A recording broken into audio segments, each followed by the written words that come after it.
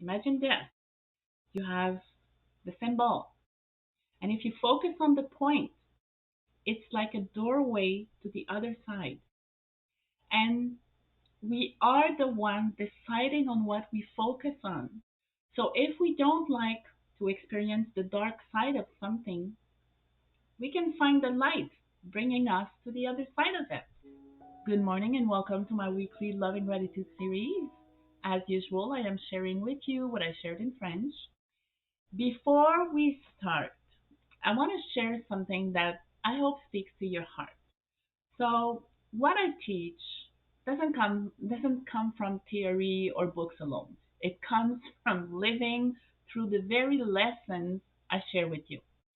And because life has a way of reflecting our inner world, as I guide others, I'm often gifted opportunities, to say this positively, to deepen my own understanding through direct experiences.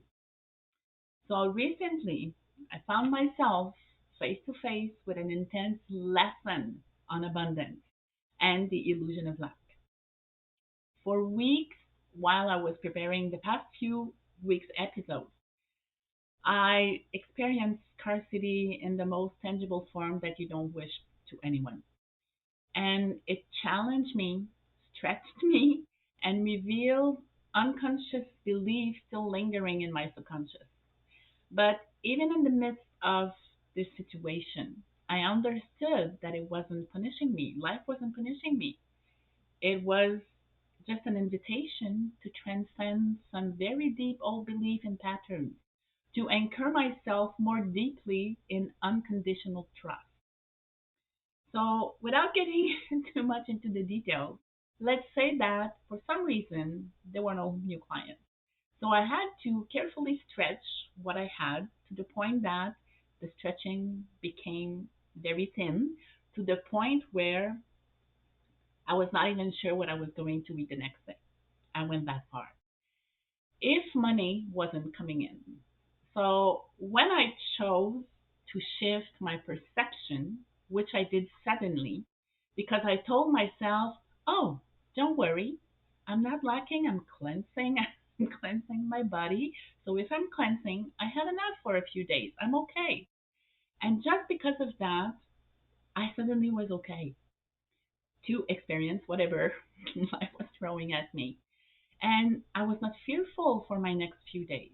So, yes, changing our perception can immediately bring peace of mind.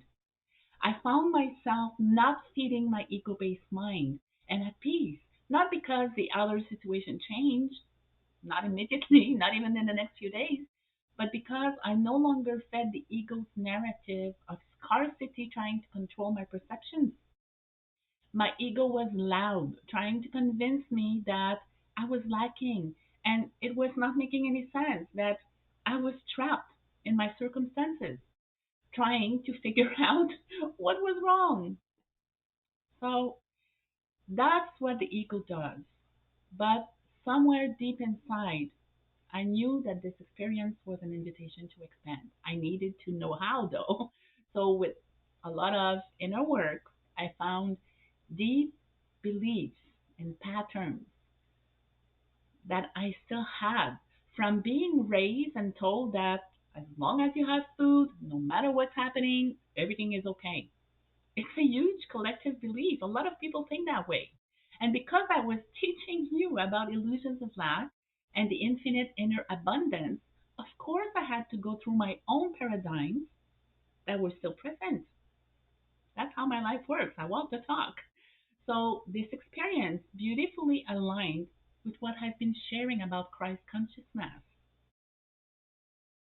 It reminded me that true nourishment comes not from external circumstances, but from our inner connection to the divine. But saying it and even believing it, it's not enough. We must live it, and sometimes to its extreme, to transcend the old beliefs, as silly as saying, as long as we have food, we're okay. We even see this in the help we offer through charity organizations. What are those organizations offer most of the time? Food. So this simple act of love is anchored in our collective mind, making us trust external conditions as our abundance instead of our inner abundance belief.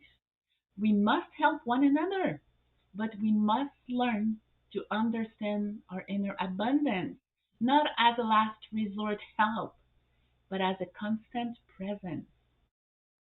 So that was a personal example of how the universe law works and how to understand sometimes something at its very core. We must experience it differently. Because if we don't experience something differently, the ego knows how to analyze it and how to use it. And it is important to experience both hands of everything, to also understand our desires and know what balance is. Every challenge, every swing of polarity is an opportunity to rise stronger and freer, not despite of difficulty, but because we've walked through it. I share this to remind you that awakening is a lifelong unfolding.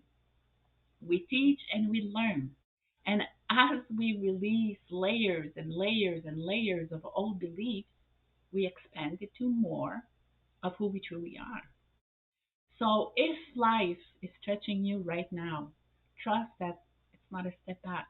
It's not a setback. It's not a step back. It's a sacred invitation, initiation to a deeper and more anchored version of yourself. You know, each time that life brings us to our knees, it's an invitation. It's inviting us to rise stronger, not despite the darkness, but because we've walked through it. This brings me to this week's topic, embracing polarity and expanding through contrast.